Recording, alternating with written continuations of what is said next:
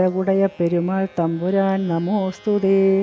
നമസ്തേ സജ്ജനങ്ങളെ, ഹരിപ്രിയ പ്രൊഡക്ഷൻസിൻ്റെ പുതിയൊരു വീഡിയോയിലേക്ക് സ്വാഗതം. തിരുവനന്തപുരം മരുതൻകുഴി ശ്രീ ഉദിയന്നൂർ ദേവീ ക്ഷേത്രത്തിൽ ശ്രീ ഉലകുടയ പെരുമാൾ ഊരോട്ട് മഹോത്സവം 2025 മാർച്ച് 20 മുതൽ 27 വരെ നടക്കുകയുണ്ടായി. അതിൽ 7ാം ഉത്സവ ദിവസം നടന്ന പടപ്പുറപ്പാടിൻ്റെയും താലപ്പൊലിയുടെയും പ്രസക്ത ഭാഗങ്ങൾ ഉൾക്കൊള്ളിച്ചുകൊണ്ട് നടന്ന ദൃശ്യങ്ങളുടെയും അതിൽ വേടപ്പട, ഭൂതപ്പട, വിവിധ വേഷവിധാനങ്ങൾ, താലപ്പൊലി മണ്ഡപ പ്രദക്ഷിണം, പടമണ്ഡപ പ്രദക്ഷിണം എന്നിവയുടെ ദൃശ്യങ്ങളെ സമന്വയിപ്പിച്ചുകൊണ്ട് 1ഉം 2ഉം ഭാഗങ്ങളായി തയ്യാറാക്കിയ ഈ വീഡിയോ 1ാം ഭാഗം ഇവിടെ ആരംഭിക്കുന്നു. ഹരിപ്രിയ പ്രൊഡക്ഷൻസ് ഈ വീഡിയോ ഭക്തിപുരസ്സരം ഭക്തജനങ്ങൾക്കായി സമർപ്പിക്കുന്നു. കേരളത്തിലെ അതിപുരാതനമായ ദേവസ്ഥാനങ്ങളിലൊന്നാണ് മരുതൻകുഴി ശ്രീ ഉദിയന്നൂർ ദേവീക്ഷേത്രം. ചരിത്രമുറങ്ങുന്ന പരിപാവനമായ മരുതൻകുഴി ഉദിയന്നൂർ പരാശക്തിയുടെ ഭിന്ന രൂപങ്ങളായ ശ്രീഭദ്രയും ശ്രീ ദുർഗയും ഉപദേവന്മാരും ശക്തി ചൈതന്യങ്ങളോടെ വാണരുളുന്നു. ഉദ്ദിഷ്ടകാര്യസിദ്ധിക്ക് പ്രാധാന്യമേറിയ ശ്രീ ഉദിയന്നൂർ ദേവീക്ഷേത്രത്തിൽ 3 വർഷത്തിലൊരിക്കൽ മീനമാസത്തിൽ ശ്രീ ഉലകുടയ പെരുമാൾ ഊരോട്ട് മഹോത്സവവും തുടർന്ന് മേടമാസത്തിൽ തൃക്കൊടിയേറ്റ് മേടപുണർതം പൊങ്കാല മഹോത്സവവും സമാഗതമാകുന്നു. 2025 മാർച്ച് 20 മുതൽ 27 വരെ ശ്രീ ഉലകുടയ പെരുമാൾ ഊരോട്ട് മഹോത്സവം ഉദിയന്നൂർ ഏലായിലും 2025 ഏപ്രിൽ 29 മുതൽ മെയ് 8 വരെ തൃക്കൊടിയേറ്റ് മേടപുണർതം പൊങ്കാല മഹോത്സവം ഉദിയന്നൂർ സവിധത്തിലും നടക്കുന്നു.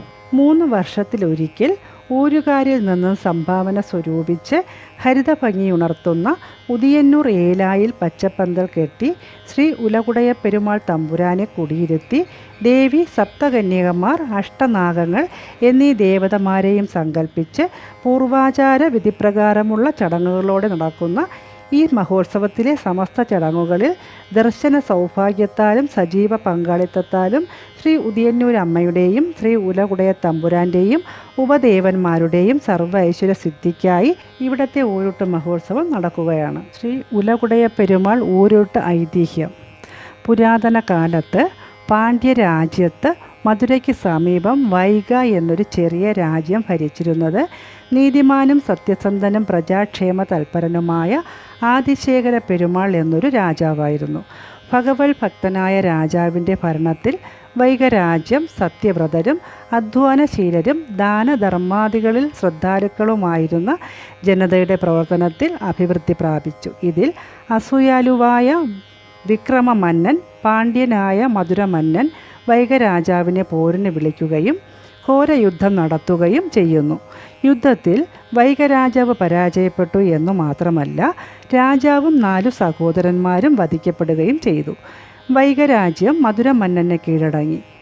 വധിക്കപ്പെട്ട 5 സഹോദരന്മാരുടെ ഏക സഹോദരിയായ മാലമ്മ മാത്രം അവശേഷിക്കുന്നു. ഇത്രയും കഥാഭാഗമാണ് ഉത്സവത്തിൻ്റെ 2ാം ദിവസം രാവിലെയും രാത്രിയുമായി പാടുന്നത്. വൈഗ രാജകുടുംബത്തിൽ അവശേഷിച്ച ബാലികയായ രാജകുമാരിയെ കപ്പം കൊടുത്തു കൊള്ളാമെന്ന വ്യവസ്ഥയിൽ മധുരമന്നൻ സാമന്ത പദവിയിൽ വൈഗയിലെ രാജ്ഞിയാക്കുന്നു.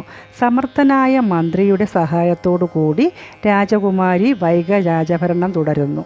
രാജകുമാരിയെ തെങ്കാശിയിലെ രാജാവായ ധർമ്മ പെരുമാളെക്കൊണ്ട് വിവാഹം കഴിപ്പിക്കുകയും ധർമ്മ പെരുമാൾ രാജകുമാരിയോടൊത്ത് വൈഗരാജ്യഭരണത്തിൻ്റെ മേൽനോട്ടം വഹിച്ചു വരികയും ചെയ്യുന്നു. ഇത്രയും കഥ 3ാം ദിവസം തമ്പുരാൻ പാട്ടായി സമർപ്പിക്കുന്നു.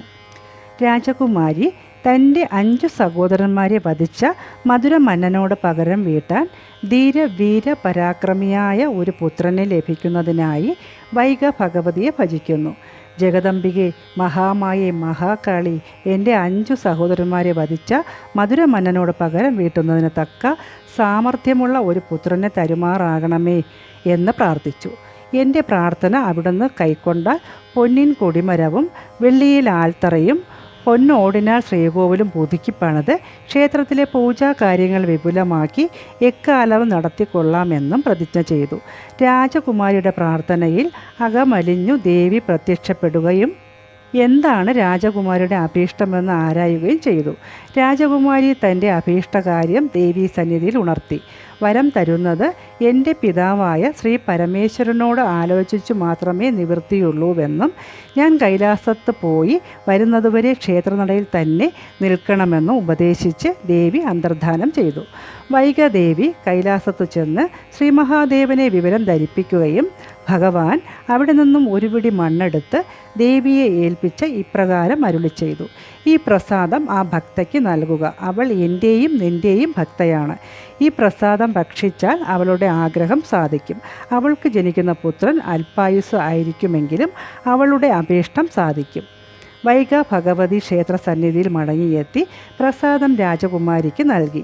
രാജകുമാരി അവിടെ വെച്ചു തന്നെ ഭക്തി ആദരവോടെ പ്രസാദം ഭക്ഷിക്കുകയും ദേവിയെ താണു വണങ്ങി കൊട്ടാരത്തിലെത്തി രാജാവിനെയും മറ്റുള്ളവരെയും വരലബ്ധി അറിയിക്കുകയും ചെയ്തു.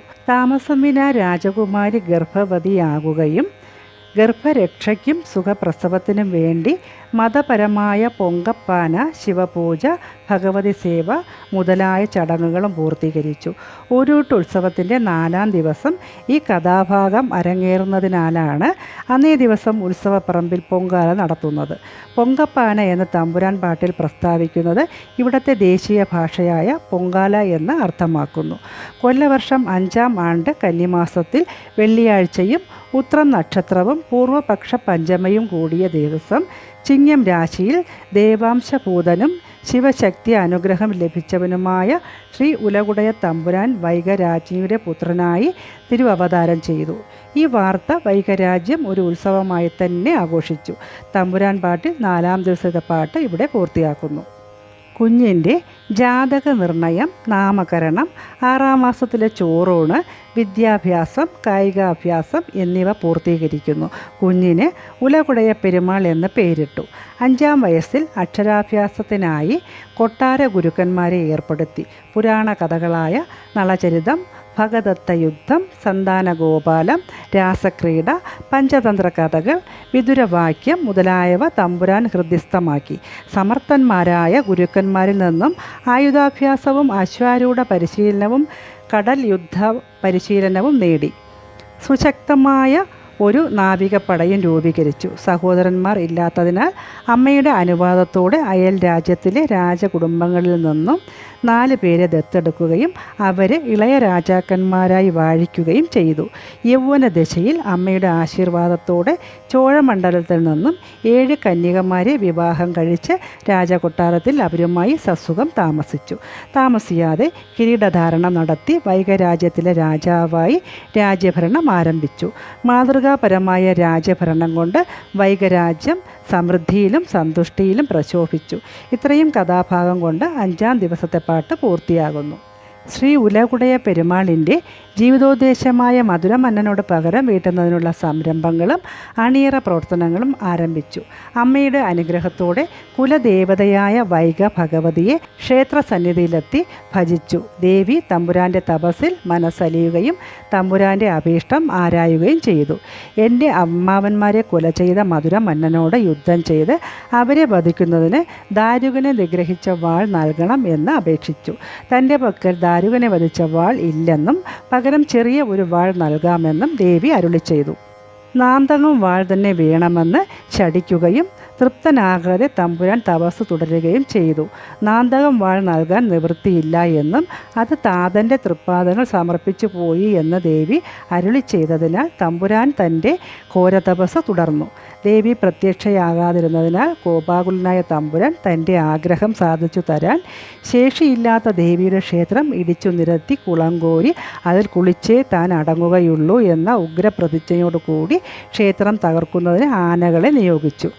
ആനകൾ ചത്തുമലർന്നു. ദേവി അത്യുഗ്ര സ്വരൂപിണിയായി ആനകളെ കാതിൽ കുണ്ടലങ്ങളായി അണിഞ്ഞും തീജ്വാല ചിതറുന്ന കണ്ണുകൾ ജ്വലിപ്പിച്ചും ദംശങ്ങൾ പുറത്തുകാട്ടിയും സർപ്പസമൂഹങ്ങളെ ആഭരണങ്ങളായി അണിഞ്ഞും കരാള രൂപത്തിൽ പ്രത്യക്ഷപ്പെട്ടു. ഇത് കണ്ട് തമ്പുരാന് യാതൊരു കൂസലും ഉണ്ടായില്ല. ദാരുകനെ വധിച്ച നാന്തകം വാൾ കിട്ടാതെ തൻ്റെ തപസ്സിൽ നിന്നും പിന്മാറില്ലെന്ന് ദേവിയോട് തമ്പുരാൻ ഉണർത്തിച്ചു. ദേവി ഉടനെ കൈലാസത്തിലെത്തി താതനെ കാര്യമുണർത്തിച്ചു. ഉലകുടയ പെരുമാൾ എൻ്റെയും നിൻ്റെയും ഭക്തനാകയാൽ അയാളുടെ അഭീഷ്ടം അനുസരിച്ച് നാന്തകം വാൾ ദേവിയെ ഏൽപ്പിക്കുകയും ചെയ്തു.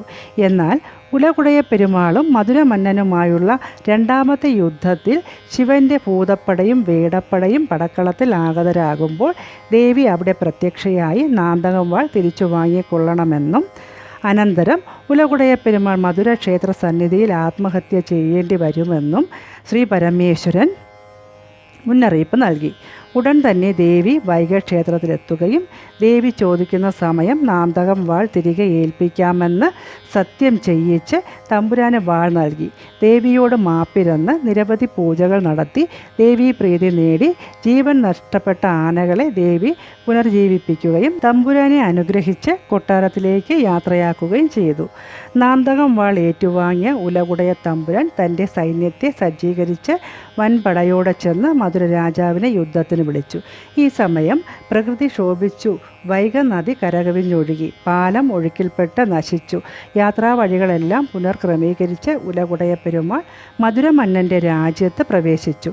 ഘോരയുദ്ധം ആരംഭിക്കുകയും മധുരമന്നൻ്റെ 6 സഹോദരങ്ങളും വധിക്കപ്പെടുകയും ചെയ്തു. ഭയപ്പെട്ടോടിയ മധുര രാജാവ് മലയിൽ ഒളിച്ചു. 12 വർഷക്കാലം രാജാവ് അജ്ഞാതവാസം അനുഭവിച്ചു.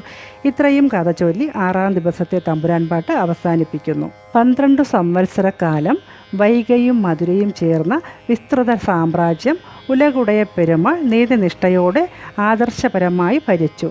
ഒരു വ്യാഴവട്ടക്കാലം ശ്രീ പരമേശ്വരനെ പ്രീതിപ്പെടുത്തുന്നതിന് പൂജയിൽ മുഴുകിയ മധുരമന്നനെ ശിവപ്രീതി ലഭിക്കുകയും ശിവപ്രസാദത്താൽ ലഭിച്ച വേടപ്പടയുമായി ഉലകുടയ പെരുമാളിൽ നിന്ന് തൻ്റെ രാജ്യം വീണ്ടെടുക്കുന്നതിന് യുദ്ധത്തിന് പുറപ്പെടാൻ തീരുമാനിക്കുകയും ചെയ്യുന്നു. 2-ാം യുദ്ധത്തിന് മുമ്പ് പരമശിവൻ ഉലകുടയ പെരുമാളിന് സ്വപ്ന ദർശനം നൽകുകയും അമ്മാവന്മാരെ വധിച്ചതിന് പകരം മധുര രാജാവിൻ്റെ സഹോദരന്മാരെ വധിച്ച് പകരം വീട്ടിയതിനാൽ ഇനിയും മധുരയിൽ താമസിക്കാതെ വൈഗരാജ്യത്തേക്ക് മടങ്ങണമെന്ന് ഉപദേശിച്ചു. നിർബന്ധ ബുദ്ധിയായ തമ്പുരാൻ ശ്രീ പരമേശ്വരൻ്റെ താക്കീതും തമ്പിമാരുടെ ഉപദേശവും അവഗണിക്കുകയും എന്തു വന്നാലും മധുര വിടുകയില്ലെന്ന് ചടിക്കുകയും മധുരമന്നൻ പടയ്ക്ക് വന്നാൽ എതിർത്ത് യുദ്ധം ചെയ്യുമെന്ന് പ്രഖ്യാപിക്കുകയും ചെയ്യുന്നു. ശിവപ്രസാദത്താൽ ലഭിച്ച വേടപ്പടയുടെ സഹായത്തോടുകൂടി മധുരമന്നൻ ഉലകുടയ പെരുമാളിനെ നേരിടുന്നു. യുദ്ധാരംഭത്തിൽ മധുരമന്നന് തിരിച്ചടിയും ഉലകുടയ പെരുമാളിന് ചെറിയ വിജയവും ഉണ്ടാകുന്നു. ശിവാജ്ഞയനുസരിച്ച് ഭൂതഗണങ്ങളും മധുരമന്നൻ്റെ പക്ഷം ചേർന്ന് ഘോരയുദ്ധം ആരംഭിക്കുന്നു.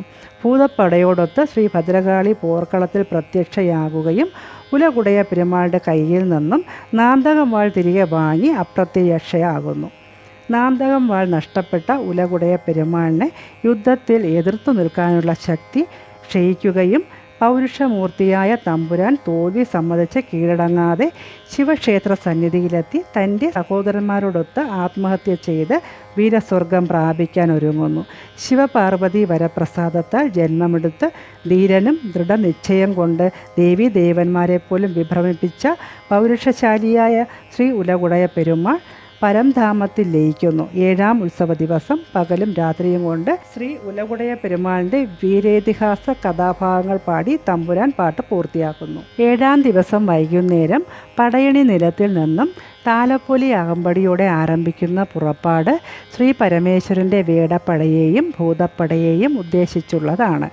രാത്രി പടപ്പുറപ്പാട് ചടങ്ങോടെ കമ്പം കത്തിക്കുന്നത് വേടപ്പട ശ്രീ ഉലകുടയ പെരുമാളിൻ്റെ കോട്ട കൊത്തളങ്ങൾ നശിപ്പിക്കുന്നതിൻ്റെ പ്രതീകമാണ്. 8-ാം ദിവസം രാവിലെയുള്ള കുരുതി, കൊടിയിറക്ക്, പീഠം തിരിച്ചെഴുന്നള്ളിപ്പ് ഇവ കഴിയുന്നതോടുകൂടി ശ്രീ ഉലകുടയ പെരുമാൾ ഊരൂട്ടുത്സവം പര്യവസാനിക്കുന്നു. ഊരൂട്ടുത്സവം കഴിഞ്ഞ് 7-ാം ദിവസം ക്ഷേത്രത്തിൽ കുരുതർപ്പണം നടത്തി പൂജാവിധികൾ സമാപിക്കുന്നു. ശ്രീ ഭദ്രകാളി ശിവൻ്റെ തൃക്കണ്ണിൽ നിന്നും ഉത്ഭവിക്കുന്നു. ശ്രീ ഉലകുടയ തമ്പുരാൻ ശിവപെരുമാൾ അനുഗ്രഹിച്ചു കൊടുത്ത പ്രസാദം ഭക്ഷിച്ച് വൈഗരാജ്ഞിയുടെ പുത്രനായി ജനിക്കുന്നു. അതുകൊണ്ട് ശ്രീ ഭദ്രകാളിയുടെ സഹോദര സ്ഥാനികനായി ശ്രീ ഉലകുടയ തമ്പുരാനെ ആരാധിക്കുന്നു. ശ്രീ ഭദ്രകാളി പല കുടുംബങ്ങൾക്കും പരദേവതയാണെങ്കിൽ ശ്രീ ഉലകുടയ തമ്പുരാനെ ദേശദേവതയായി പല ദേശങ്ങളിലും പൂജിച്ച് ആരാധിക്കുന്നു. ശ്രീ ഉലകുടയ തമ്പുരാന് ശ്രീ ഉദിയന്നൂർ ദേവീ ക്ഷേത്രത്തിൽ പ്രത്യേക പ്രതിഷ്ഠ ഇല്ല. ക്ഷേത്രത്തിനകത്ത് തമ്പുരാന് ഒരു ഉപദേവതാ സ്ഥാനം നൽകി നിത്യവും പൂജ നടത്തി ആരാധിക്കുന്നു. ക്ഷേത്രത്തിലെ ഒരു പ്രധാന ഉത്സവമായി ക്ഷേത്രത്തിൻ്റെ തെക്കു പടിഞ്ഞാറ് ഭാഗത്തുള്ള പച്ചപ്പ് നിറഞ്ഞ പ്രകൃതിരമണീയമായ വയലിൽ പച്ചപ്പന്തൽ കെട്ടി കുടിയിരുത്തി ശ്രീ ഉലകുടയ പെരുമാൾ ഊരൂട്ട് മഹോത്സവം ആഘോഷിക്കുന്നു. ദേവാംശം പ്രാപിച്ച തമ്പുരാന് 1-ാം ദിനം മുതൽ ഊട്ടുപാട്ടും തുടർന്ന് 2-ാം ദിനം മുതൽ തമ്പുരാൻ്റെ സമ്പൂർണ്ണ കഥാഭാഗം തമ്പുരാൻ പാട്ടായി സമർപ്പിച്ച് പ്രസാദിക്കുന്ന ഭക്തർക്കും ഉത്സവത്തിനായി മുടിപ്പുര, പന്തക്കാൽ, കൊടിമരം, പാട്ടുപുര, ദേവീകമ്പം, തമ്പുരാൻ കമ്പം, കരക്കാരുടെ നേർച്ച കമ്പങ്ങൾ, വിശേഷാൽ പൂജ, മഹാപടുക്ക പൂജ, കുടുംബ പടുക്ക പൂജ, അന്നദാനം, കുരുതർപ്പണം ഇത്യാദിയും വിവിധ നേർച്ചകൾ നടത്തി പ്രാർത്ഥിച്ച് പ്രസാദിപ്പിക്കുന്നവർക്ക് എല്ലാവിധ സൗഭാഗ്യങ്ങളും ലഭിക്കുമെന്ന് വിശ്വസിച്ചു പോരുന്നു. താലപ്പൊലി പടപ്പുറപ്പാട്. ശ്രീ ഉലകുടയ പെരുമാൾ ഊരൂട്ട് മഹോത്സവത്തിൻ്റെ പ്രധാന ചടങ്ങുകളിൽ ഒന്നാണ് താലപ്പൊലിയും പടപ്പുറപ്പാടും. മധുര മന്നനുമായുള്ള യുദ്ധത്തിൻ്റെ അനുസ്മരണകളാണ് പടചമയൽ, പടപ്പുറപ്പാട്, കമ്പം കത്തിക്കൽ എന്നീ ചടങ്ങുകൾ. 7-ാം ദിവസം വൈകുന്നേരത്തെ പടപ്പുറപ്പാട് ശിവൻ്റെ വേടപ്പട, ഭൂതപ്പട, അഷ്ടദിക്പാലകർ എന്നിവരുടെ പ്രതീകങ്ങളാണ്. ബാലികമാരുടെ താലപ്പൊലിയും വാദ്യഘോഷങ്ങളും പടപ്പുറപ്പാടിനെ അകമ്പടി സേവിക്കുന്നു. ആന, കുതിര തുടങ്ങിയ വേഷങ്ങൾ തമ്പുരാൻ്റെ പടയെ അനുസ്മരിക്കുന്നു. അന്നേ ദിവസം വൈകുന്നേരം 4:30 ക്ഷേത്രം വക പടയണി നിലത്തിൽ നിന്നും ഊരുട്ട് പറമ്പിലേക്ക് താലപ്പൊലിയും പടയും പുറപ്പെടുന്നു. മുളയും ഓലയും കൊണ്ടുണ്ടാക്കുന്ന കമ്പം കോട്ടക്കൊത്തളങ്ങളുടെ പ്രതിരൂപമാണ്. മധുരാപുരി കത്തി ജ്വലിക്കുന്നതിൻ്റെ ആവർത്തനമാണ് കമ്പം കത്തിക്കൽ. കരക്കാർ അവരുടെ നിലങ്ങളിലോ പറമ്പുകളിലോ നേർച്ച കമ്പങ്ങൾ കെട്ടുന്നു. ഇതുകൂടാതെ ഉത്സവപ്പറമ്പിന് സമീപം ശ്രീകോവിലിന് അഭിമുഖമായി തമ്പുരാൻ കമ്പവും ദേവീ കമ്പവും ദേവസ്വം നേരിട്ട് നേർച്ചയായി കെട്ടുന്നു. ഇവയിൽ തമ്പുരാൻ കമ്പമാണ് ഏറ്റവും ഒടുവിൽ കത്തിക്കുന്നത്. അതിന് തൊട്ടു മുൻപ് ദേവീ കമ്പം കത്തിക്കുന്നു. ഇത്തരം അത്യപൂർവമായ ചടങ്ങുകൾ ദർശിക്കുവാൻ ഒരുപക്ഷെ തെക്കൻ കേരളത്തിൽ അനന്തപുരിയിലെ മരുതൻകുഴി ശ്രീ ഉദയനൂർ ദേവി ക്ഷേത്രത്തിൽ 3 വർഷത്തിലൊരിക്കൽ നടക്കുന്ന ശ്രീ ഉലകുടയ പെരുമാൾ ഊരൂട്ട് മഹോത്സവത്തിന് മാത്രമേ അവസരമുള്ളൂ എന്നതാണ് യാഥാർത്ഥ്യം. ഈ ക്ഷേത്ര തന്ത്രി പുതുമന ഇല്ലം ബ്രഹ്മശ്രീ എസ് ദാമോദരൻ നമ്പൂതിരി, മേൽശാന്തി ബ്രഹ്മശ്രീ പി രാധാകൃഷ്ണൻ നമ്പൂതിരി, സഹമേൽശാന്തി ശ്രീ ശിവനാരായണൻ എമ്പ്രാന്തിരി, ശാന്തിക്കാർ ശ്രീ വാസുദേവ ശർമ്മ, ശ്രീ വിഷ്ണുദത്തൻ പോറ്റി, ശ്രീ രാഘവ് ജെ, ഊരുട്ടു ശാന്തി, ശ്രീ സി ശ്രീകണ്ഠൻ നായർ. ഇത്രയും ഭക്തിനിർഭരമായും വിവിധ തരത്തിലുള്ള ആചാരങ്ങളോടും കൂടി നടക്കുന്ന ഊരൂട്ട് മഹോത്സവത്തിൽ പങ്കാളികളായി ശ്രീ ഉലകുടയ തമ്പുരാൻ്റെ അനുഗ്രഹ ആശീർവാദം ലഭിക്കുമാറാകട്ടെ എന്നും ഈ ഭക്തിനിർഭരമായ പൊങ്കാലയുടെ വീഡിയോ ഈ ദേശത്തും മറ്റു ദേശത്തുള്ളവർക്കും എത്തിക്കുന്നത് വഴി നിങ്ങൾ ഓരോരുത്തർക്കും തമ്പുരാൻ്റെ അനുഗ്രഹ കൃപാകടാക്ഷം ലഭിക്കുമാറാകട്ടെ എന്ന് പ്രാർത്ഥിക്കുന്നു. ഈ വീഡിയോ ഇഷ്ടപ്പെട്ടിട്ടുണ്ടെങ്കിൽ അമ്മ തന്നെ അഭയം എന്ന ദിവ്യവാക്യം കമൻറ്റ് ബോക്സിൽ എഴുതി അറിയിക്കുക. മറ്റൊരു ക്ഷേത്രവിശേഷവുമായി എത്തുന്നതുവരെ എല്ലാവർക്കും ശുഭദിനം നേർന്നുകൊണ്ട് ഹരിപ്രിയ പ്രൊഡക്ഷൻസിന് വേണ്ടി ഞാൻ ഹരിപ്രിയ രാജ്കുമാർ. നന്ദി, നമസ്കാരം. ലോകാ സമസ്ത സുഖിനോ ഭവന്തു.